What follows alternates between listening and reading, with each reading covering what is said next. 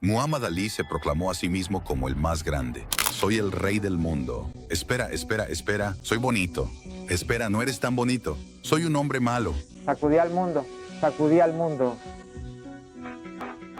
Pero incluso él admiraba al inigualable Sugar Ray Robinson, el boxeador más perfecto y completo que jamás haya pisado un ring, y un extravagante showman fuera de él. Digo que soy el mejor peso pesado de todos los tiempos. Pero libra por libra, sigo diciendo que Sugar Ray Robinson fue el mejor de todos los tiempos. Pero ¿qué dirías si te dijeran que la leyenda que conocemos hoy odiaba estar en el ring y que su vida estuvo plagada de controversias que incluyeron relaciones extramatrimoniales, abuso doméstico e incluso asesinato? ¿Qué tanto conoces realmente al hombre que fue Sugar Ray Robinson? Vamos a adentrarnos en su lado más oscuro para revelar algunos de sus secretos. Ha pasado un tiempo desde que Sugar Ray Robinson dominó el boxeo mundial, venciendo a todos como peso pluma y welter, antes de apoderarse de la división de peso mediano y disfrutar de una de las carreras más legendarias de todos los tiempos. Quienes lo vieron en aquella época presenciaron la verdadera grandeza, porque él fue, sencillamente, uno de los mejores, si no el mejor que jamás haya existido. Pero detrás de escena llevaba un notorio estilo de vida de playboy, y su gasto extravagante lo dejó sin dinero, peleando por bolsas humillantemente bajas antes incluso de que terminara su carrera. Fue un final triste, casi lamentable, para la carrera más brillante de todas. ¿Pero cómo se llegó a esto? Bueno, pronto llegaremos a eso. Pero antes de llegar ahí, recordemos, solo por nostalgia, los muchísimos momentos destacados de la increíble vida boxística de Sugar Ray Robinson. Como muchos boxeadores, Sugar Ray Robinson no tuvo un comienzo fácil en la vida. Pero a diferencia de algunos, él tampoco nació en una pobreza absolutamente desesperada y parece que tenía una familia que se preocupaba por él. Su padre era un agricultor de algodón de Georgia que se mudó a Detroit y terminó trabajando en 2 empleos para mantener a su esposa y 3 hijos. Más tarde, Robinson comentó que solo veía a su padre una vez a la semana y que le hubiera gustado pasar más tiempo con él mientras crecía. Pero luego sus padres se separaron y su madre se lo llevó junto a sus 2 hermanas mayores a Harlem, en Nueva York, y fue allí donde el joven Robinson vivió su adolescencia. Era un chico temerario, se metía en líos con pandillas callejeras, se casó a los 16 años, tuvo un hijo y se divorció a los 19. Parece que este tipo de comportamiento es algo de lo que nunca se desprendió, pero de nuevo hablaremos de eso más adelante. Pero a pesar de todo esto, originalmente tenía la ambición de convertirse en médico, hasta que abandonó la escuela a los 14 años y puso su mirada en convertirse en boxeador. Robinson se sintió atraído por el boxeo desde sus días en Detroit, donde había crecido en la misma cuadra que otro grande del boxeo, Joe Louis, un hombre al que describía como su ídolo. Sin embargo, una vez en Harlem, comenzó a aprender su oficio y perfeccionar sus habilidades en el circuito de peleas clandestinas. El nombre que le dieron al nacer era Walker Smith Jr., pero para poder competir en su primer combate amateur oficial, se vio obligado a tomar prestada la licencia de boxeador de otro peleador llamado Ray Robinson, y después de eso, se quedó con ese nombre. Según cuenta la historia, más tarde un periodista deportivo le comentó a su manager, George Gainford, que tenía un boxeador muy dulce entre manos, a lo que Gainford respondió, dulce como el azúcar. Y así fue como llegó a ser conocido como Sugar Ray Robinson, posiblemente el mejor boxeador que jamás se haya puesto un par de guantes. Ray Robinson llegó a ser un amateur dominante y supuestamente nunca fue derrotado en 85 combates. Se dice que ganó 69 de estos combates por KO, con 40 de ellos en el primer asalto. Y habiendo derrotado a todos los que se le pusieron enfrente, estaba listo para convertirse en profesional a los 19 años. El debut profesional de Robinson tuvo lugar nada menos que en la cartelera secundaria de una noche de boxeo en el Madison Square Garden de Nueva York, y fiel a su estilo, terminó el combate en solo el segundo asalto por TKO. Habiéndose hecho profesional en octubre, peleó 5 veces más antes de que terminara el año. Y la primera etapa de su carrera fue, cuanto menos, prolífica. En su segundo año como profesional, peleó 20 veces. Y en su tercer año en las filas profesionales, subió al ring 14 veces más, llevando su récord a un impresionante 40-0 en poco más de 2 años completos.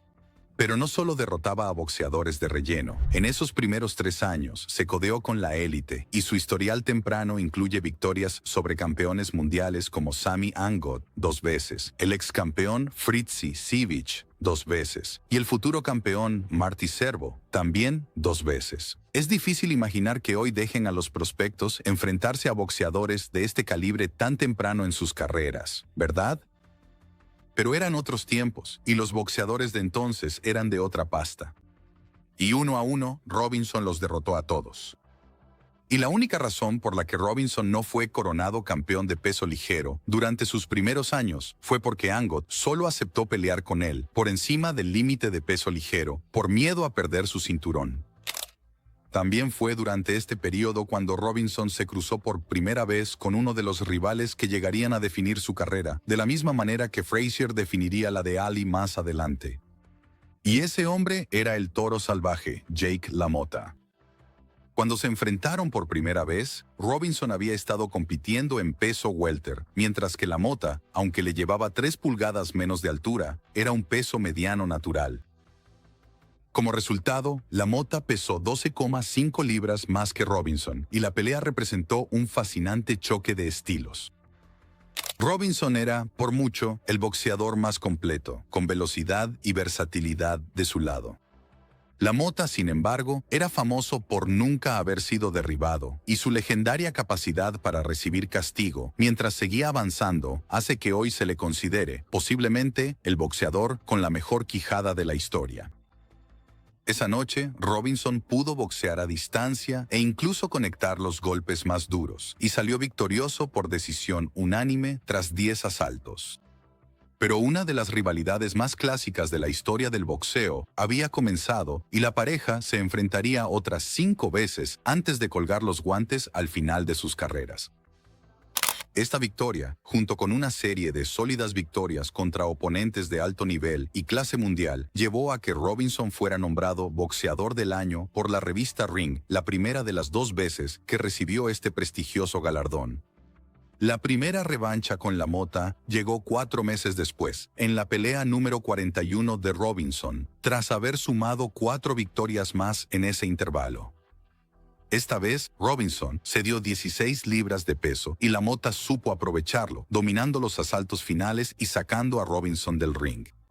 Después de un inicio rápido por parte de Robinson, LaMotta se llevó la victoria por decisión unánime y de paso le propinó a Robinson lo que probablemente fue su primer sabor de derrota, ya sea como amateur o profesional.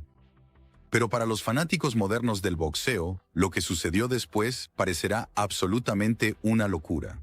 ¿Recuerdan que dijimos que los boxeadores de aquella época eran de otra categoría? Pues escuchen esto. Robinson tuvo la revancha contra LaMotta apenas 21 días después, y ni siquiera fue su siguiente pelea, porque logró meter una rápida victoria a los puntos en 10 asaltos la semana anterior. Esta vez, Robinson volvió a salir victorioso, ganando por decisión unánime. Y al día siguiente, mientras Estados Unidos se involucraba cada vez más en la Segunda Guerra Mundial, Robinson fue reclutado por el ejército estadounidense. La vida de Robinson fue cualquier cosa menos aburrida, ¿verdad? Durante sus 15 meses de servicio, Robinson no participó en ningún combate.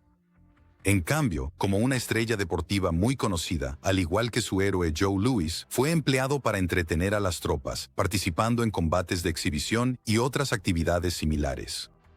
Durante ese tiempo, también se enfrentó a un envejecido Henry Armstrong, otro de los héroes de Robinson. Sin embargo, en ese momento, Armstrong ya estaba lejos de su mejor nivel y Robinson lo venció fácilmente, aceptando la pelea solo para darle al veterano boxeador una paga y ayudarlo a salir de las dificultades económicas que atravesaba entonces. Después de esto, el tiempo de Robinson en el ejército terminó de una manera extraña y, como era típico en él, controvertida. Justo antes de ser enviado a Europa, Robinson desapareció de sus barracas y fue encontrado varios días después en la calle por un desconocido. Afirmó haberse caído por las escaleras y sufrir de amnesia total, sin poder recordar lo que había sucedido ni cómo había terminado en el hospital donde despertó. Al principio, fue acusado de intentar abandonar el ejército de manera irresponsable, pero finalmente un médico lo exoneró y dejó el ejército con una baja honorable para retomar su carrera como boxeador. En el periodo que siguió, sumó 2 victorias más por decisión sobre Jake LaMotta, llevando el marcador a 4-1 a favor de Robinson. También empató con Jose Basura, la única otra mancha en su récord hasta ese momento, y derrotó a Sammy Angot por tercera vez, llevando su récord a 73-1. Y aún así, increíblemente, después de 75 peleas y de vencer a todos los que había que vencer, todavía nunca le habían dado la oportunidad de pelear por un título mundial. Esto se debía en parte a la implicación de la mafia en el boxeo en esa época. Estoy seguro de que estás familiarizado con ese ámbito, especialmente si has visto alguno de nuestros otros videos. Por no mencionar ningún nombre, Ejem, Sonny Liston. La mafia controlaba gran parte de lo que sucedía en el deporte, y como Robinson se negó a tratar con ellos, le negaron la oportunidad, pero no podían negársela para siempre. Y finalmente, en su pelea profesional número 76, se enfrentó a Tommy Bell por la corona vacante de peso welter. Durante la pelea, Robinson no lo tuvo todo a su favor e incluso fue derribado en un momento, pero logró recuperarse, llevándose la victoria y el cinturón por decisión unánime tras 15 asaltos muy disputados. Habiendo sido finalmente coronado campeón mundial, Robinson disputó otras 4 peleas sin título antes de su primera defensa, y entonces ocurrió un desastre en lo que resultaría ser uno de los momentos más oscuros de la carrera de Robinson. En aquel entonces existía una regla que obligaba al campeón a defender su título cada 6 meses. El problema era que en el peso welter, aparte de Bell, a quien Robinson le había quitado el cinturón unos meses antes, su dominio era tan abrumador que había pocos boxeadores capaces siquiera de darle una buena pelea. Y así fue como se eligió a Jimmy Doyle para enfrentarse a él, representando más o menos lo mejor de los demás. Pero la decisión de poner a este joven boxeador frente a Robinson resultó ser trágica. Los detalles exactos de lo que ocurrió antes de la pelea son discutidos, pero la historia es más o menos así. El día antes de la pelea, o quizás unos días antes, supuestamente Robinson se despertó en medio de la noche, empapado en sudor frío, tras soñar que acababa de noquear a Doyle y que le gritaba a Doyle que se levantara mientras su oponente yacía inconsciente e inmóvil en el suelo. Estaba tan perturbado por su sueño que intentó retirarse de la pelea. Pero sus representantes, quizás motivados por el dinero que perderían si la pelea se cancelaba, intentaron persuadirlo de que siguiera adelante con el combate. Finalmente, recurrieron a traer a un sacerdote católico para convencerlo de que el sueño no había sido más que eso, solo un sueño. Y finalmente, Robinson aceptó seguir adelante con la pelea. Esa noche, Doyle demostró tener coraje y luchó con todo su corazón contra el campeón, pero estaba claramente en desventaja. Y luego, en el octavo asalto, cuando Doyle lanzó un ataque con la derecha, Robinson esquivó hábilmente el golpe y contraatacó con un potente gancho de izquierda al mentón de Doyle. Doyle cayó hacia atrás, golpeándose la cabeza contra la lona. El árbitro comenzó la cuenta, pero con Doyle inconsciente en el suelo, se detuvo antes de llegar a 10. Doyle fue llevado de urgencia al hospital, pero nunca despertó y murió unas 17 horas después a causa de una hemorragia cerebral. La escalofriante corazonada de Robinson se había hecho realidad. Más tarde se supo que Doyle había pasado recientemente 9 meses fuera del ring tras una derrota por KO ante Artie Levine.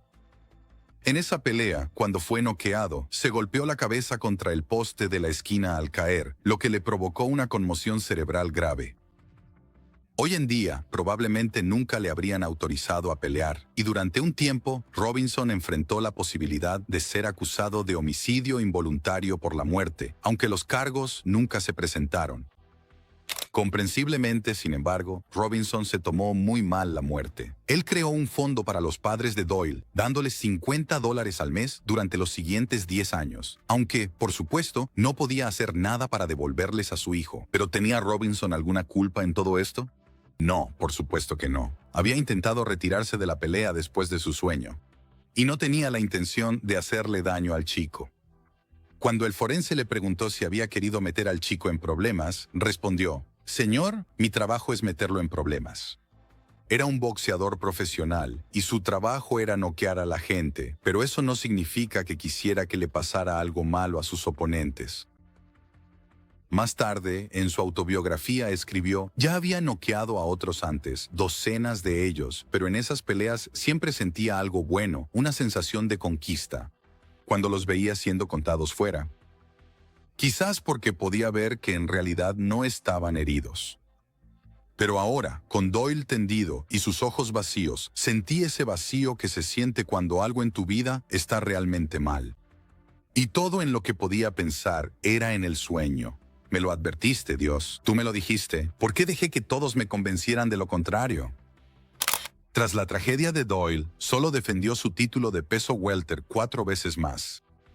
Pero se mantuvo activo enfrentándose a todos los mejores rivales que le pusieron enfrente. En la siguiente serie de combates, derrotó 2 veces al futuro miembro del Salón de la Fama y gran boxeador cubano Kid Gavilán, una de ellas en defensa del título. Tuvo el segundo empate de su carrera contra Henry Brim y también se enfrentó a George Costner por segunda vez. Esa pelea tenía un poco de tensión extra, ya que Costner también se hacía llamar Sugar, algo que a Robinson no le gustaba. Cuando se encontraron en el centro del ring antes de la primera campana, se escuchó a Robinson decirle a Costner, «Tu nombre no es Sugar, el mío sí». Después de eso, procedió a noquearlo limpiamente justo antes de que terminara el primer asalto.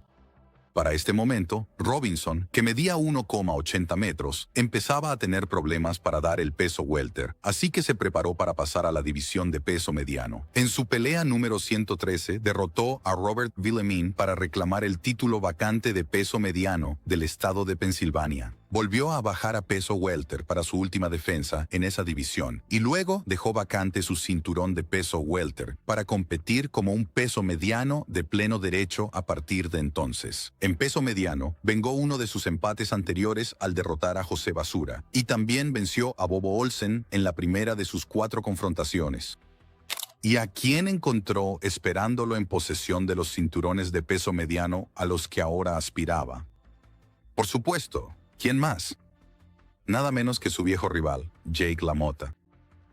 Al final, la pelea resultó ser un combate mayormente unilateral, con Robinson controlando la pelea durante 10 asaltos y luego castigando a LaMotta antes del final, lo que llevó al árbitro a intervenir y detenerla mientras LaMotta se desplomaba sobre las cuerdas. Al hacerlo, el árbitro salvó a LaMotta de caer a la lona, lo que habría sido la única vez en toda su carrera.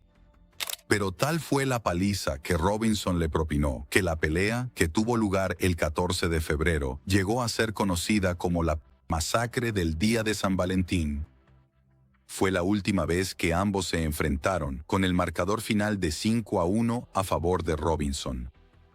Después de compartir el ring 6 veces y golpearse mutuamente durante un total de 63 asaltos, LaMotta comentó más tarde que había peleado tantas veces con Sugar que casi le dio diabetes. Después de conseguir un título en una segunda categoría de peso y dejar atrás de una vez por todas la rivalidad con LaMotta, Robinson disputó 2 peleas más en Estados Unidos, antes de embarcarse en una gira por Europa. Una vez allí, despachó rápidamente a 4 boxeadores en Francia, Suiza y Bélgica en menos de 4 semanas, antes de que un 5º combate en Alemania fuera declarado nulo en circunstancias un tanto extrañas. Durante esa pelea, asestó lo que pensó que era un golpe de knockout al riñón de su oponente. Pero el golpe era ilegal en Europa, a pesar de ser legal en Estados Unidos, y la pelea fue detenida. Luego, tras conseguir una victoria más en Italia, se dirigió a Londres para enfrentarse a Randolph Turpin. Y en una sorprendente sorpresa, Turpin se llevó la victoria después de 15 agotadores asaltos, enviando a Robinson de regreso a Estados Unidos sin sus cinturones. Por Randolph Turpin, ambos fueron grandes boxeadores y grandes deportistas. La revancha se celebró de nuevo en Miami, con Robinson ganando por nocaut en el 10º asalto, y ese año recibió por segunda vez el premio al boxeador del año de la revista Ring Magazine. Después de defender su cinturón con éxito 2 veces más, una contra Olsen y otra contra el ex campeón Rocky Graziano, subió a la categoría de semipesado para disputar un título en una tercera división de peso, enfrentándose a Joey Maxim en el Yankee Stadium de Nueva York. La pelea por el campeonato de semipesado de 1952 entre el campeón Joey Maxim y el gran Sugar Ray Robinson. La frase de moda que usamos hoy en día para describir intentos tan audaces es que se atrevió a ser grande, pero lamentablemente el destino estuvo en su contra ese día. Comenzó bien y estaba liderando en las tarjetas, pero las temperaturas superaron los 100 grados y el árbitro pronto se desmayó debido al calor. Luego, después del 13º asalto, el propio Robinson, un boxeador naturalmente enérgico y activo, también se desmayó por el calor y no pudo responder a la campana para el 14º. La victoria fue otorgada a Maxim y sería la única vez en toda la carrera de Robinson que perdió por cualquier tipo de knockout, aunque no fue uno provocado por los puños de un oponente. Luego se retiró con un récord de 132 victorias, 3 derrotas, 2 empates y una igualada, lo cual ya habría sido lo suficientemente asombroso. Pero la historia no terminó ahí, porque aún le quedaba más historia por crear. Sugar Ray Robinson siempre decía que la cualidad que un boxeador necesitaba por encima de cualquier otra era el ritmo. Así que no es de extrañar que, una vez que dejó el deporte que lo convirtió en un nombre conocido, se adentrara en el mundo del espectáculo para intentar forjarse una carrera como cantante y bailarín. Sin embargo, desafortunadamente para él, no le fue tan bien, y no pudo ganar suficiente dinero para costear el estilo de vida extravagante al que se había acostumbrado. Así que, apenas 2 años y medio después, a los 33 años, se encontró de nuevo en el ring tratando de conseguir algo de dinero. Sufrió un revés en su segunda pelea de regreso cuando perdió por puntos ante Ralph Tiger Jones, pero rápidamente se las arregló para colocarse en posición de pelear por el título nuevamente, esta vez contra Bobo Olsen, un hombre al que ya había derrotado 2 veces. Le quitó el título a Olsen noqueándolo en el segundo asalto y luego lo derrotó por 4ª vez al año siguiente en su primera defensa del título, esta vez necesitando 4 asaltos para lograrlo. En su siguiente defensa, Robinson perdió su título ante Gene Fullmer antes de recuperarlo por KO en el 5º asalto, un par de meses después.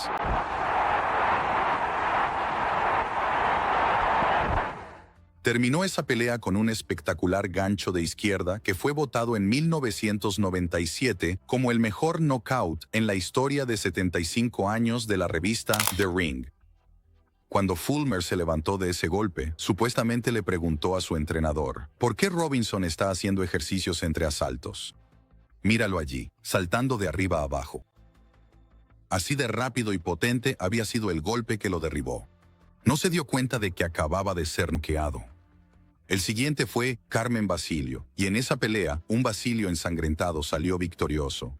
A pesar de tener cortes en la nariz y el ojo, y de ceder 5 pulgadas de altura ante el mucho más alto Robinson, no había amor perdido entre los dos. Y después de la pelea, cuando Robinson no quiso admitir lo fuerte que pegaba Basilio, Basilio comentó que Robinson no le diría la verdad ni adiós. Se organizó rápidamente una revancha. Y a pesar de tener ya 36 años y estar claramente en declive, Robinson castigó a Basilio durante 15 asaltos para recuperar su título. Con esta victoria, se convirtió en campeón mundial de peso mediano por 5ª vez, siendo el único boxeador en haber conquistado el título tantas veces en una sola división. Sin embargo, ese sería posiblemente el último gran momento de su increíble carrera. 2 años después, a los 38 años, perdió sus cinturones ante Paul Pender y a pesar de 2 intentos posteriores, nunca pudo volver a recuperar un título mundial. Pero tristemente, no terminó ahí, y lo que había sido una de las carreras más destacadas en la historia del boxeo se prolongó mucho más de lo que debió haber sido. Robinson siguió peleando hasta los 44 años, perdiendo contra varios boxeadores que, en su mejor momento, no habrían estado ni siquiera a la altura de llevarle las maletas. Entonces, Sugar Ray Robinson tuvo 40 peleas, ¿verdad? 40-0. Y luego perdió una pelea, ¿cierto? Y después de perder esa pelea, tuvo una racha invicta de 85 combates. De sus 19 derrotas, 15 ocurrieron después de los 35 años, y de esas, 10 fueron después de cumplir 40. No menos de 5 de sus derrotas ocurrieron en su último año como boxeador. Su última derrota fue a manos de Joey Archer, en su pelea profesional número 201, tras la cual se retiró definitivamente con un récord final de 174-19-6, con 2 combates sin decisión. 109 de sus victorias fueron por nocaut. La razón por la que siguió boxeando, incluso cuando sus mejores días claramente habían quedado atrás, fue su inclinación por el lujo y el estilo de vida increíblemente ostentoso que llevaba.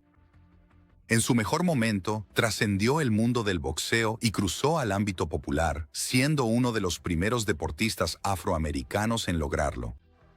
Era dueño de un club nocturno y un restaurante y formaba parte de la vida social neoyorquina, tanto como contemporáneos suyos como Frank Sinatra. Era famoso por conducir un Cadillac rosa flamenco, un auto que incluso llevó a Europa para deleite de quienes lo veían en las calles de París.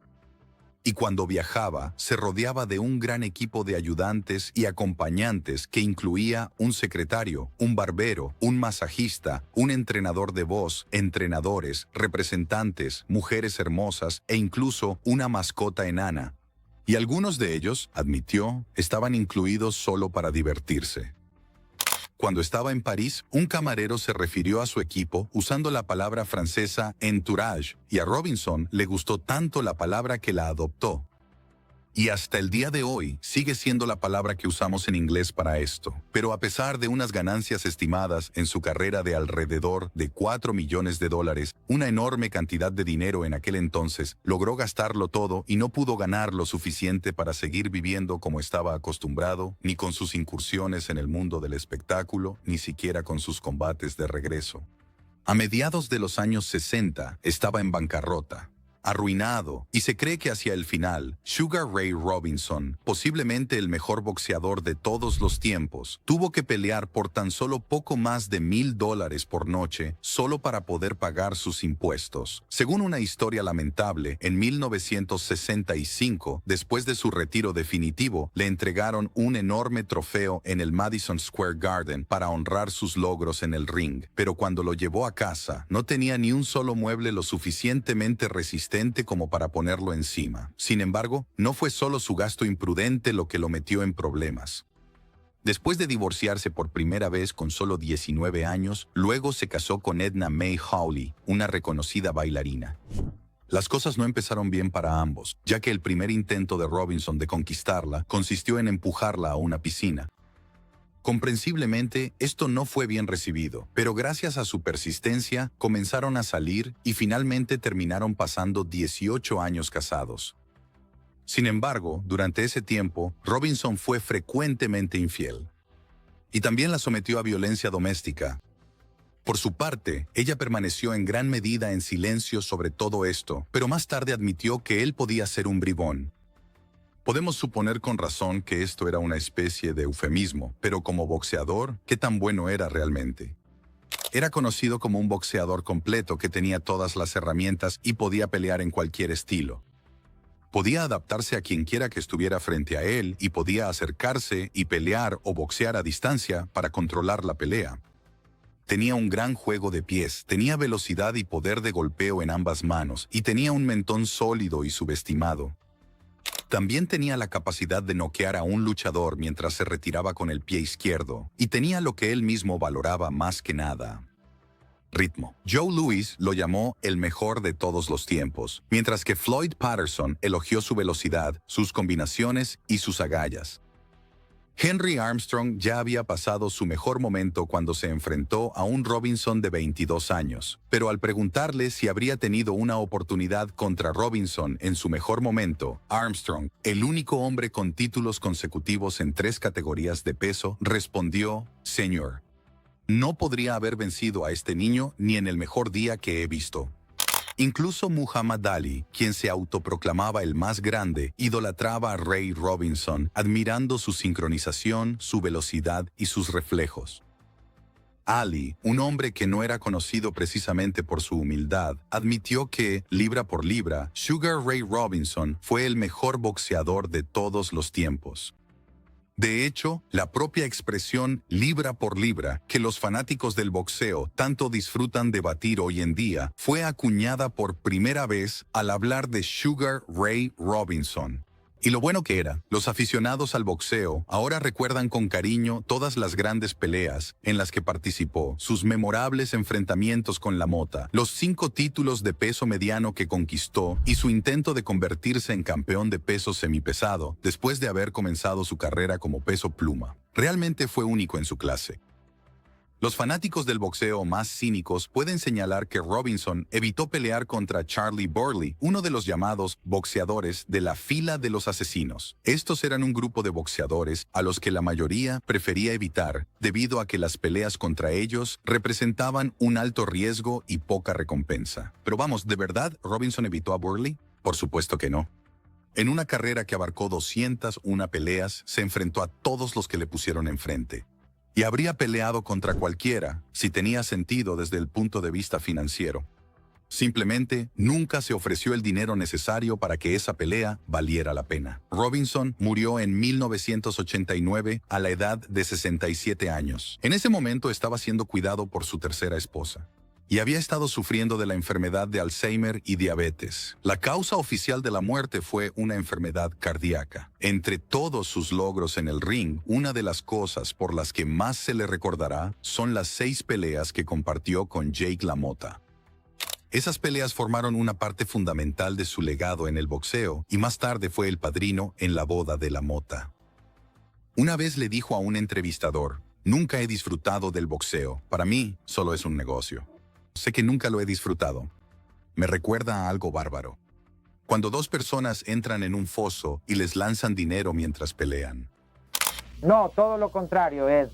Nunca he disfrutado del boxeo. Yo simplemente para mí solo es un negocio y supongo que simplemente sé que nunca lo he disfrutado. Me recuerda a lo antiguo, algo bárbaro, cuando 2 personas entran en un foso y les lanzan dinero mientras pelean. Pero también dijo una vez: "El boxeo es mi negocio y disfruto de mi negocio". Pero independientemente de cómo se sintiera sobre el deporte que lo hizo famoso, pocas personas han nacido que lo hayan hecho mejor que él. ¿Qué piensas? ¿Fue Sugar Ray Robinson el mejor boxeador libra por libra de la historia? O si no, ¿quién fue mejor? ¿Cómo calificas su carrera? ¿Y cuál fue tu momento favorito? Nos encantaría conocer tu opinión, así que por favor déjanos un comentario abajo. Y si te gustó este video, no olvides darnos un like y seguirnos antes de irte. Nos vemos en el próximo.